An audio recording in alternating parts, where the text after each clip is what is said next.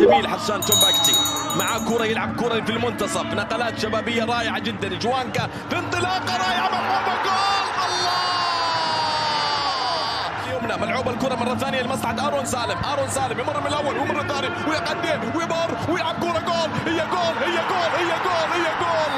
ارون سالم هدف ثاني للليث لتحقيق اللقب، خاصة ان اخر الامور كانت مع فابيو.